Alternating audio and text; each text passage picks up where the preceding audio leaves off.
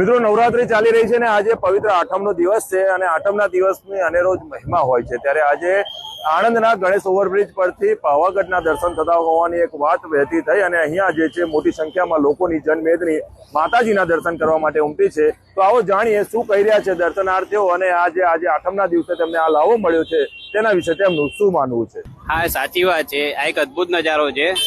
મારી લાઈફમાં આજે 36 વર્ષમાં પહેલી વાર જોયું કે આણંદથી આપણે પાવાગઢ ઓલમોસ્ટ 60-70 કિલોમીટર દૂર છે, 80 કિલોમીટર દૂર છે અને અહીંયાથી આપણને આઠમના દિવસે નવરાત્રીનો એક માતાજીનો તહેવાર છે। આઠમના દિવસે આપણને માતાજીના દર્શન 80 કિલોમીટર દૂરથી દેખાય છે, એ બી નરી આંખે।